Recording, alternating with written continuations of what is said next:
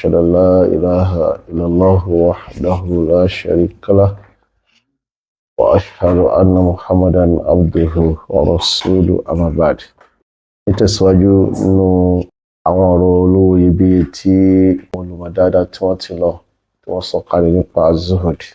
ìrìnlẹ̀ ayé sá. Ọ̀rọ̀ kejì tí Al-Imam Junaid tí wọ́n sọ ẹgbẹ́ sọ alákọọ́lẹ̀ nínú tírà Madarij as-Salikin tí Al-Imam Ibn Qayyim al-Jawziyya rahimahullahu ta'ala. Wọ́n ní Al-Imam Junaid sọ pé az-zuhdu fi qawlihi ta'ala. Bẹ́ẹ̀ni tó wá ronú sí àyà Qur'an tó bẹ nínú Suratul Hadid ìyẹn àyà 23 níbi t'Olúwa ti sọ yí pé likay la ta'saw ala ma fatakum wa la tafrahu bima atakum wallahu la yuhibbu kulla mukhtalin fakhur. Wọ́n ní tó bá ronú sí àyà yẹn yóò rí pé Olúwẹ̀dẹ́dà Jalla Subhanahu ó kọ́ wa nípa az-zuhudu ni. Al-Imam Junaid rahimahullah àwọn asọ̀lẹ́yìn àyà yẹn pé fa-zahidu la yafrahu mina dunya bi mawjudin. Allahu Akbar. Wọ́n ní àyà tó sọ pé likay la ta'saw ala ma fatakum. Lẹ́yìn ìgbà tó lọ sọ pé ma asaba min musibatin fil ardi wala fis sama illa fi kitabin min qabli an nabra'aha. Pé musiba kan ò ní ṣẹlẹ̀ lórílẹ̀ àbí inú sánmà àfi kó ti wà nínú tírà kan ṣáájú kí musiba yẹn tó ṣẹlẹ̀. Yàní Olúwẹ̀dẹ́dà Jalla Subhanahu wa ta'ala ó ti kọ́ọ́lẹ̀, ó ti wà nínú qadar pé nǹkan tí ó máa ṣẹlẹ̀ ní sánmà àbí lórílẹ̀ kulluhu maktubun musajjalun, gbogbo ti wà lákọọ́lẹ̀. Olúwa wa ní a ṣe bẹ́ẹ̀ kí kádàrá máa wà likay la ta'saw ala ma fatakum, so that in tó bá bọ́ mọ́ yín lọ́wọ́ nínú orí ayé la ta'saw ẹ̀ ní ìbànújẹ́ ní lórí pé sí ò wá tán bí sáyé wà ní parẹ́ báyìí, torí pé ẹ̀ máa ń tó ń bẹnu kádàrá ẹ̀ mọ̀ dáadáa tí ó tún padà ṣẹlẹ̀ sí yín lọ́la. Wala tafrahu bima atakum, àti pé ẹ gbọ́dọ̀ máa yọ̀ fẹ̀rẹ̀ lórí dáadáa tó bá wá sọ́dọ̀ yín. Ẹ bá gba kádàrá gbọ́ tí nǹkan kan bá bọ́mọ lọ́wọ́ nínú orí ayé tó ń retí tí ò bá wá tẹ̀ lọ́wọ́ kò ní banújẹ́ pé sí ò wá tán. Bákan náà ẹ̀wẹ̀ tí nǹkan tó dáa nínú àwọn orí ayé bá tẹ̀ lọ́wọ́ kò ní mọ ayọ̀ pọ̀rọ̀ pé yes àti rí ayé yìí báyìí, torí kò mọ tí ó ṣẹlẹ̀ lọ́la. Ó ní wallahu la yuhibbu kulla mukhtalin fakhur. Olúwa ní Allah òun ò nífẹ̀ẹ́ kulla mukhtali, gbogbo aláyọ̀pọ̀rọ̀, gbogbo onífàárí ẹ̀dá,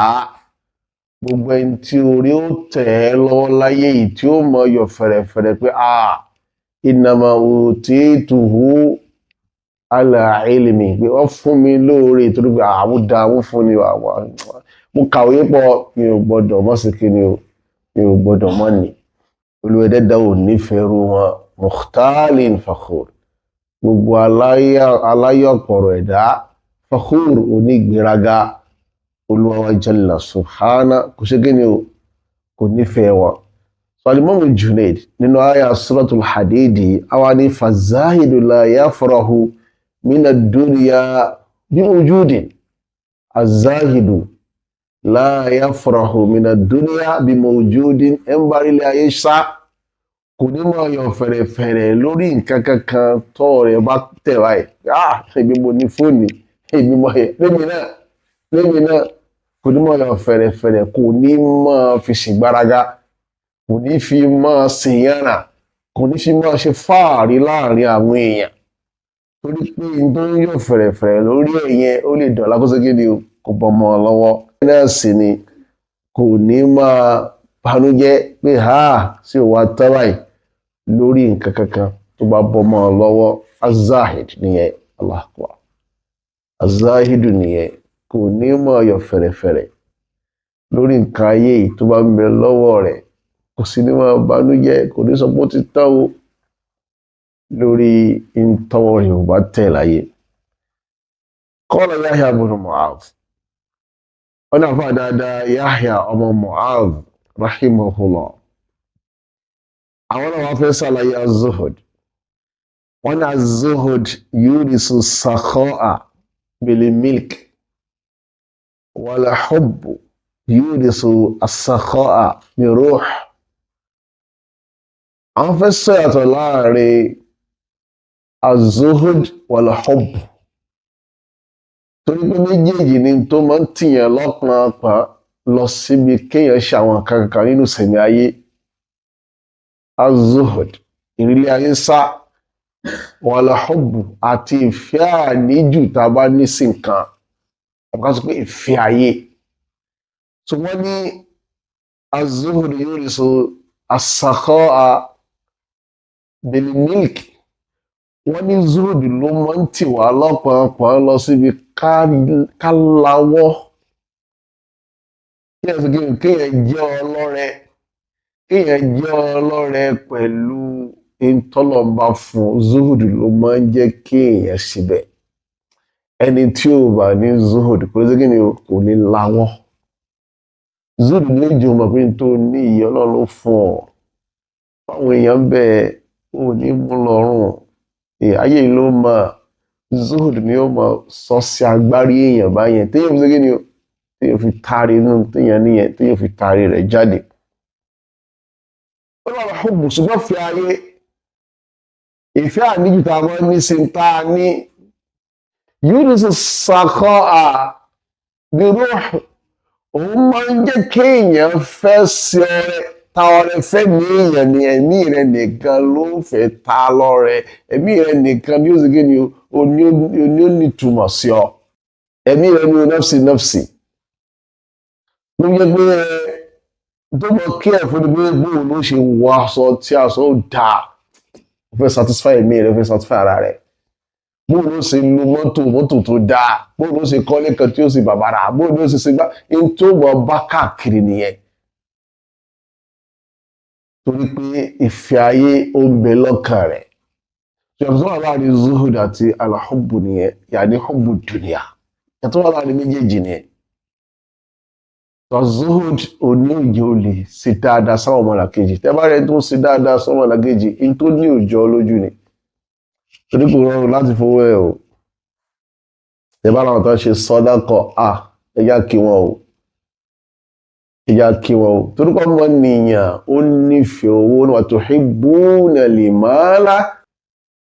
hubban jamma ó náà tuhibbuna al-mala hubban jamma olúwa ní ẹ máa nífẹ̀ẹ́ owó níní nífẹ̀ẹ́ tó ní agbára gan olúwa tó gbọ̀ wá tó dá wa olóṣọ bẹ́ẹ̀ ń gbọ́ ọmọ èdè ènìyàn nífẹ̀ẹ́ owó ó nífẹ̀ẹ́ ọrọ̀ ó nífẹ̀ẹ́ ọlá ó fẹ́ gbádùn láyé ó fẹ́ rí gbẹdẹmukẹ so ọmọ èdè ènìyàn wà rẹ́dì láti part pẹ̀lú tó ní lọ́wọ́ yẹn tẹ́ bá sọ fọ́mọ èdè ènìyàn pé nínú orí ọlá tó bẹ̀rẹ̀ kò ní gbà o tó tá a bá rẹ́ni tó fínú fẹ́dọ̀ fílẹ̀ ó ń tọ̀ ní zuhud ni ó ń tọ̀ ń wò bàbàrà ayé olófìfílẹ̀ sókúrò dẹ́dà kí ó ṣàánú wa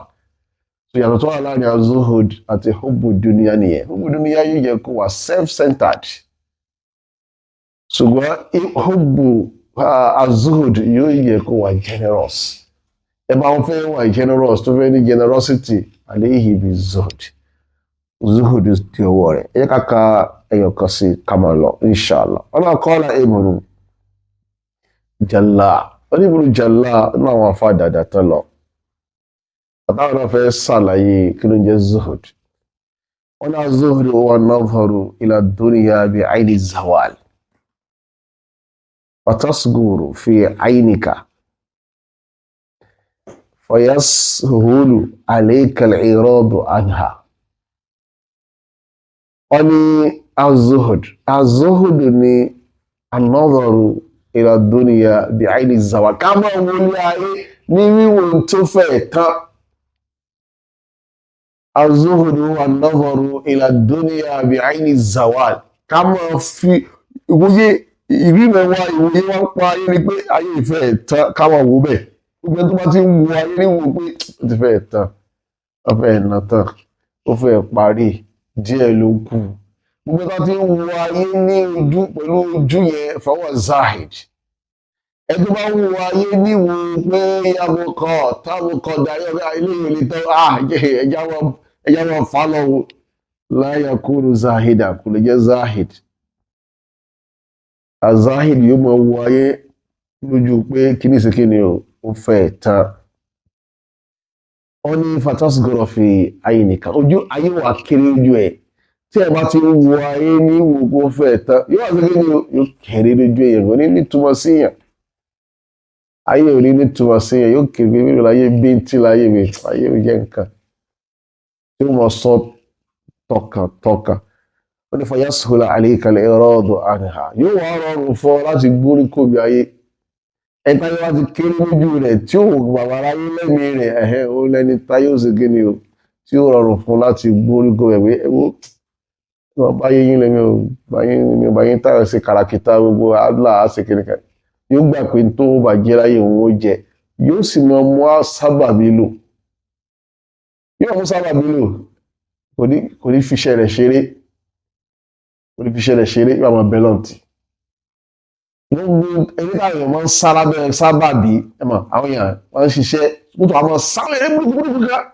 àwọn gbọ́dọ̀ ńlá ní o báwọn jù lọ́mọ àsìkò táwọn ẹ̀kọ́ náà kó ṣàánú wa lásìkò tí ẹ bọ tí ròrí ẹbọ ń padà sáwùjọ kó lọ dẹ́nà kó wá paná adébọ rẹ kó wá gbé súnà Ànábì wa Muhammad sallallahu alaihi wasallam kó wá gbé ga